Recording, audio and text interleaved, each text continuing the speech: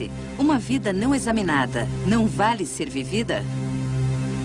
Foi alguém ridicularizando nossas obsessões culturais por dinheiro, juventude, poder e fama?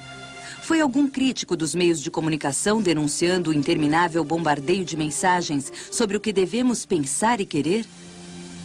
Ou foi um inimigo das armas de destruição em massa nos alertando para ver aonde estamos indo? Quem disse? Uma vida não examinada não vale ser vivida?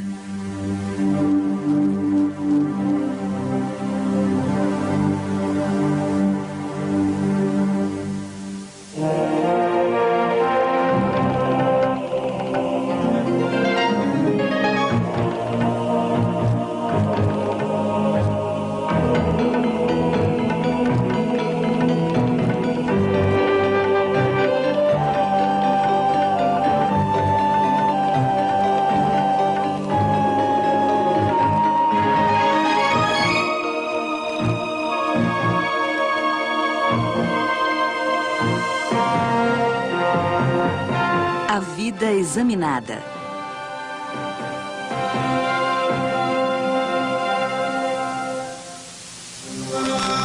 O que é filosofia? Distribuição de Dach. A parábola de Platão sobre a caverna, escrita no século IV a.C., é até hoje um retrato forte de como a filosofia funciona. Quem explica é Sócrates, o professor de Platão. Agora eu vou descrever a situação humana numa parábola sobre ignorância e aprendizado. Imagine homens morando numa caverna subterrânea cuja entrada é um longo corredor que sobe do chão até a luz lá fora. Suas cabeças estão presas por correntes, de modo que precisam ficar de frente para a parede do fundo da caverna e não podem virar a cabeça para olhar pela entrada, que fica atrás deles. Atrás deles, não muito perto, quase na entrada da caverna, há um fogo aceso, e os objetos que passam diante do fogo projetam suas sombras na parede do fundo, onde os prisioneiros as veem em movimento como se fosse um filme. E a pessoa com quem Sócrates está conversando, Glauco, diz: são prisioneiros muito estranhos, Sócrates. E Sócrates dá uma resposta eletrizante. Ele diz: bem, eles são como nós. E você fica ofendido. Você diz: eu não sou assim. Em que minha condição se parece com a deles? Bem, Platão não disse que estamos condenados a ser como prisioneiros numa caverna. Ele diz que no estado em que nos encontramos, podemos começar como prisioneiros na caverna, mas podemos fazer melhor. Agora imagine que os prisioneiros podem conversar e que suas vozes ecoam na parede de modo que parecem vir das suas próprias sombras. Eles não iriam conversar com essas sombras e falar delas como se fossem reais? Para os prisioneiros, a realidade não seria nada mais que sombras. Agora, o óbvio a se pensar, se estiver explicando isso a uma plateia moderna, é a televisão. Não há nada de errado em assistir à TV, mas será errado se você achar que a TV lhe mostra as coisas como realmente são. E é disso que trata a caverna. As correntes são as maneiras habituais de se pensar no mundo e na nossa condição. É aquilo que aceitamos de nossos pais, da cultura que nos cerca, da televisão, do cinema e das histórias que lemos. Todas essas suposições que temos sobre como o mundo é. Então imagine que um prisioneiro é libertado das correntes. Imagine que ele é obrigado a se levantar e se virar para a entrada da caverna e andar em direção ao fogo. Platão acha que, na maioria, as pessoas crescem e ficam satisfeitas com a visão que adquiriram das coisas e não gostam quando as forçam a pensar sobre elas. Mas um dia alguém as faz pensar e olhar para o outro lado. O movimento seria doloroso e o clarão do fogo cegaria o prisioneiro de modo a não poder ver claramente os objetos reais cujas sombras ele costumava observar. O que ele acharia se alguém lhe dissesse que tudo o que ele vira antes era uma ilusão e que agora ele estava mais perto da realidade, que sua visão estava mais clara? Seus olhos arderiam e a dor o faria virar-se de volta procurando olhar de novo para as coisas que eram capaz de ver com mais facilidade, convencido de que eram mais reais do que as que haviam lhe mostrado. Na verdade, isso é perceber que muitas de suas opiniões são de segunda mão e que, de certo modo, não são suas próprias opiniões. E é doloroso pensar no porquê das suas crenças, na origem das suas crenças. Você percebe, bem, eu só penso assim porque foi o que me ensinaram na escola, ou os meus pais me criaram para pensar assim, ou algo parecido.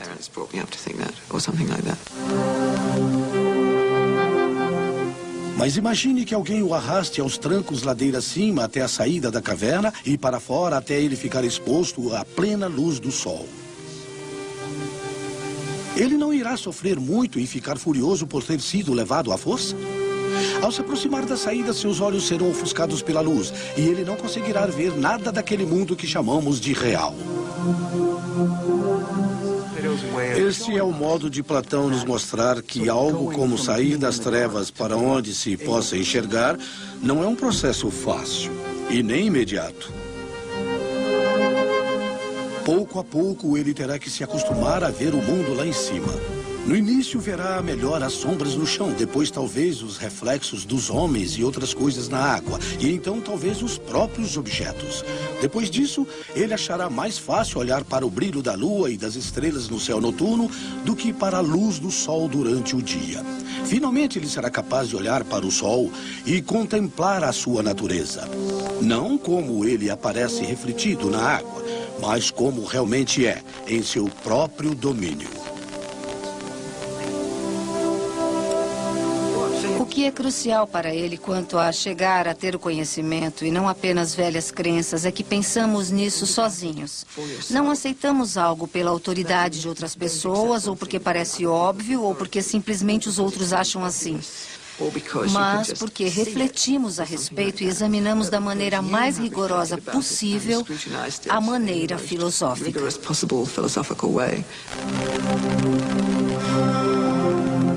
Finalmente, imagine o prisioneiro libertado sendo tirado da luz e reconduzido ao seu velho lugar na caverna. Seus olhos se encheriam de escuridão. Agora ele teria de competir na distinção das sombras com os prisioneiros que nunca saíram da caverna, com olhos que enxergavam pouco. Ele não pareceria ridículo? Os outros diriam que ele havia saído e voltado com a visão arruinada. Portanto, era melhor nem pensar em subir. Bem, alguém que já saiu da caverna e voltou descobre que seu modo de enxergar o mundo é radicalmente diferente do da maioria das pessoas. Ele não só tira conclusões diferentes, mas pensa diferente sobre as coisas e as pessoas não gostam disso.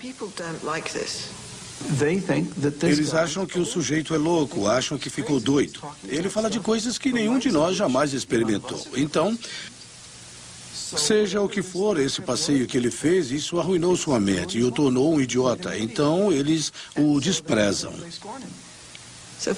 A filosofia é muito atraente e bem difícil. Portanto, não é apresentada como algo divertido. É algo que depois que se começa, não se larga mais, porque é muito envolvente. Não dá para voltar para o estágio anterior, porque ele não satisfaz mais. Como uma pessoa começa em filosofia? Muitas vezes é uma coisa pequena que lhe abre o caminho para ser quem é. Eu devia ter uns 12 ou 13 anos quando vi o argumento de Descartes sobre por que existe um Deus todo-poderoso e benevolente, mesmo com tanta coisa ruim acontecendo no mundo. E ele me deu um argumento para isso. Então pensei, bem, é assim. Primeiro, eu nunca havia pensado nas coisas dessa forma, como acertar todo o sofrimento que há no mundo com a existência de Deus.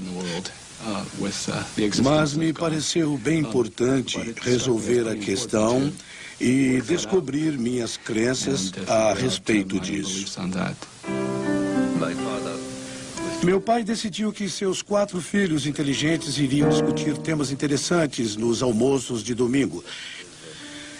E o que geralmente acontecia é que ele nos dava uma questão interessante para começarmos. Quando começássemos a sair dos limites que ele achasse respeitáveis, parava tudo e nos dizia sua verdade com V maiúsculo. Nessa hora, minha irmã mais velha começava a chorar. Batia à porta e ia para sua cama. E eu simplesmente me calava.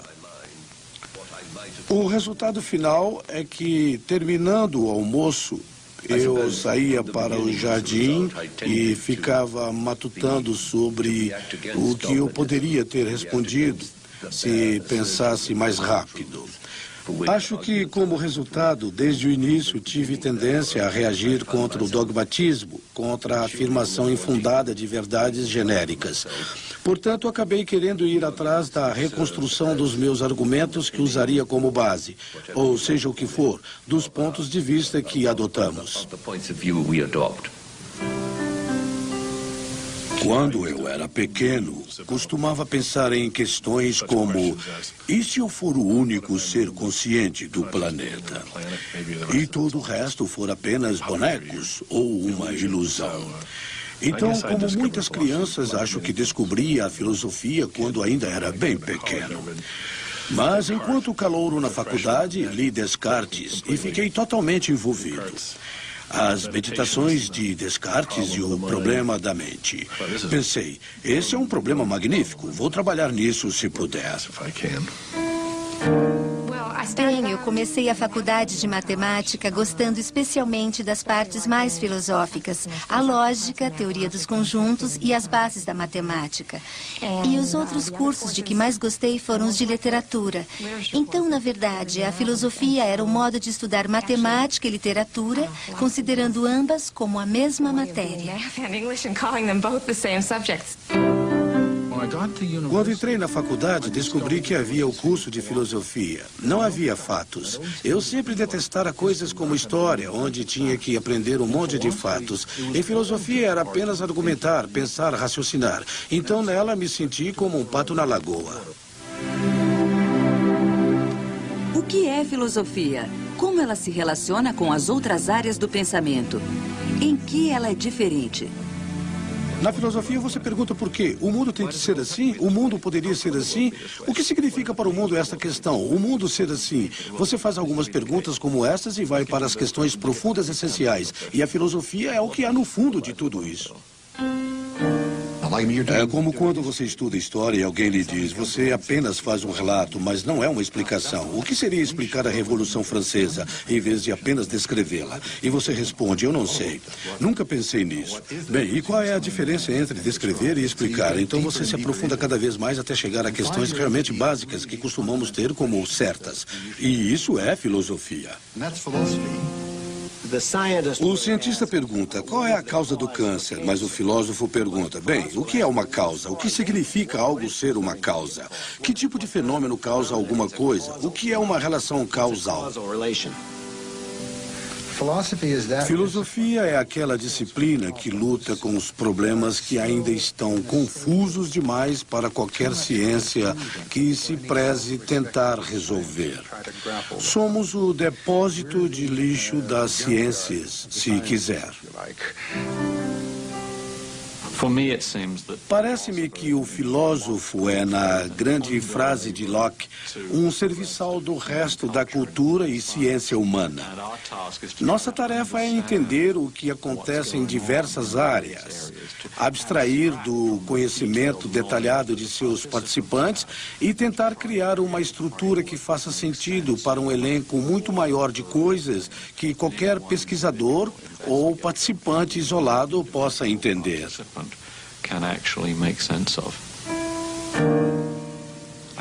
Eu acho que o papel do filósofo político na sociedade contemporânea é, acima de tudo, tentar identificar ou extrair as suposições, as convenções, as suposições impensadas que formam nossa vida pública, nossos debates e nosso discernimento sobre negócios públicos, e então submeter essas suposições à reflexão crítica. Acho que se você examinar questões como aborto, eutanásia, guerra, direitos dos animais, verá que suscitam paixões muito fortes.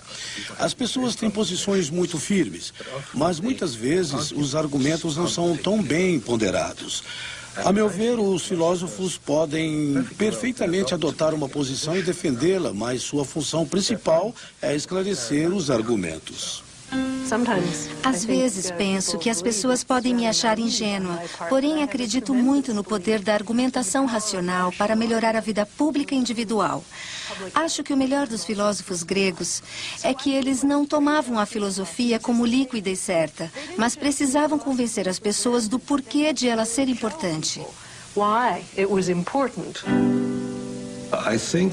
Acho que a filosofia, a partir de Sócrates, se ocupou de pensar cuidadosamente em como vivemos. Agora ela se preocupa com muitas outras coisas também. Platão já começava a ficar fascinado com a filosofia da matemática, que aparentemente lhe tomou 10 anos seguidos para aprender a nova geometria, que teve grande influência nas suas ideias, a teoria do conhecimento, metafísica e etc. Mas eu acho que, embora a filosofia não possa ser somente sobre como vivemos, não pode ser restringida a, digamos, a ética. Essa combinação de um interesse em como viver e outro em raciocinar a fundo sobre isso, reunindo essas duas coisas que parecem tão diferentes, o raciocínio profundo e o lugar do homem no universo, o significado disso, como viver, isso precisa fazer parte da filosofia. This has to remain part of philosophy. Como é um filósofo? É comum pensarmos em filósofos como pessoas introspectivas que mergulham cada vez mais fundo em seus próprios pensamentos. Mas talvez o exemplo mais famoso da filosofia na prática seja uma pessoa que adorava se relacionar com gente, o mestre de Platão, Sócrates. Sócrates vivia fazendo perguntas às pessoas, tentando descobrir se elas entendiam as coisas que se diziam capazes de entender. E era uma ideia bem revolucionária que aquilo, entre todas as coisas, pudesse ser filosofia. Tradicionalmente, a filosofia era tida como você ter uma visão, muitas vezes ambiciosa, metafísica do mundo e escrevê-la. Como Sócrates não escrevia nada, nós o conhecemos principalmente pelas anotações de seu aluno, Platão. Ele se intitula, na Apologia de Platão, um tipo de mosca. Um inseto no corpo político. Ele andava por aí perguntando a qualquer um sobre diversos assuntos do cotidiano. Isso é filosofia? Deve ter parecido uma ideia bem incomum. Acho que é por isso que Sócrates permaneceu como uma figura sempre tão poderosa. Porque acho que, ao longo dos séculos, esta acabou sendo a percepção do que a filosofia é. E isso é o que há de tão forte nele.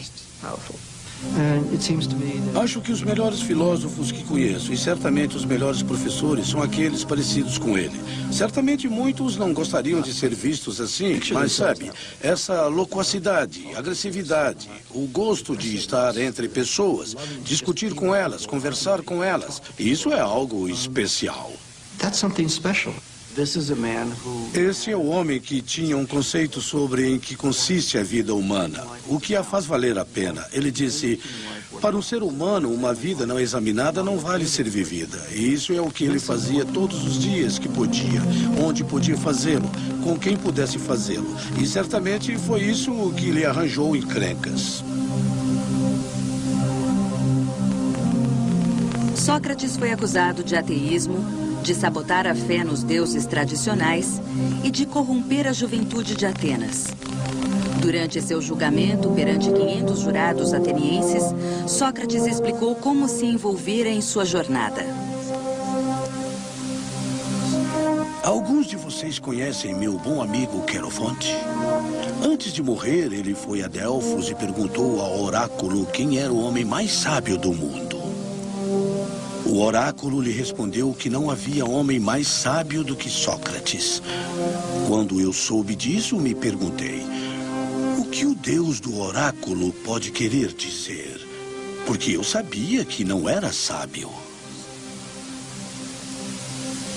Devido ao seu respeito pelo oráculo, Sócrates saiu numa missão religiosa em busca de uma pessoa realmente sábia. Conversou com políticos, poetas, artesãos. Perguntou sobre piedade, amor e justiça. Descobriu que sua sabedoria, ironicamente, decorria de ele não ter qualquer pretensão a ela, ao passo que outros a tinham. E ele esvaziou essas pretensões com uma técnica que ficou conhecida como o método socrático. A maioria das pessoas fica muito ansiosa para dizer o que pensa. Sócrates diz, muito bem, me diga o que você pensa. Então, o que Sócrates faz são perguntas para trazer à tona outras coisas que a pessoa pensa. E Sócrates tinha essa habilidade em comum de fazer o tipo de perguntas que trazem à tona coisas que a pessoa pensa, mas que conflitam com a afirmação anterior. No primeiro livro da República, de Platão, o personagem fanfarrão de Trasímaco defende vigorosamente que a justiça é qualquer coisa feita no interesse dos governantes. Sócrates se aprofunda nesse aspecto. Estamos de acordo que a justiça é o interesse de algum tipo, mas você vai além dizendo que é um dos mais fortes. Não tenho tanta certeza sobre o seu à parte e vou ter que pensar melhor. Prossiga. Primeiro diga, você acha justo os súditos obedecerem a seus governantes? Acho. Mas os governantes são infalíveis ou às vezes são capazes de errar. Para ser claro, eles são capazes de errar. Então, ao fazerem as leis, às vezes a fazem corretamente, em outras não? É verdade. Quando eles as fazem corretas, fazem de acordo com seus interesses. Quando erram, é contra os seus interesses. Admite isso? Sim. E as leis que eles fazem têm de ser obedecidas pelos seus súditos. É isso que você chama de justiça? Certamente. Então a justiça, pelo seu argumento, não é apenas obediência aos interesses dos mais fortes, porém o oposto. O que você está dizendo? Não admitimos que os governantes podem errar quanto ao seu interesse no que ordenam e que obedecê-los é justiça? Sim. Então você deve ter percebido que a justiça pode não ser no interesse dos mais fortes quando os governantes, sem querer, ordenam coisas a serem feitas contra si mesmos. Sim, mas... Aí temos essas perguntas e esse sujeito desengonçado que surge e, diante de seus interlocutores, expõe todos os valores pelos quais eles pautam suas vidas, como problemáticos, incoerentes, uma bagunça conceitual. Ele deve ter sido não só fisicamente feio, mas muito irritante. Por outro lado, com seu interesse permanente em descobrir quais seriam os valores corretos e sua capacidade de desestruturar os pretensiosos, imagino que também fosse uma pessoa bem cativante. Finalmente, boa parte dos atrativos de Sócrates decorria de sua recusa a ceder, mesmo para salvar a própria vida. E ele conclui sua defesa no julgamento. E se me disserem, Sócrates, vamos libertá-lo, mas somente se você parar de fazer suas perguntas? Vou responder, homens de Atenas, eu os amo e respeito. Mas preciso obedecer a Deus e não a vocês. E enquanto eu tiver forças e vida, nunca vou largar a filosofia. Porque meu objetivo é persuadi-los a todos, jovens e velhos, a não pensarem em suas vidas e propriedades, mas, antes de tudo, cuidarem do seu eu interior. Afirmo que a riqueza não os torna bons por dentro, mas que da bondade interior virá a riqueza e todos os outros benefícios à pessoa. Esta é a minha lição. E se ela corrompe a juventude, então acho que sou um corruptor. Falar diretamente das coisas que nos tornam bons e questionar a mim mesmo e aos outros é a melhor coisa que o homem pode fazer. Porque uma vida não examinada não vale a pena ser vivida.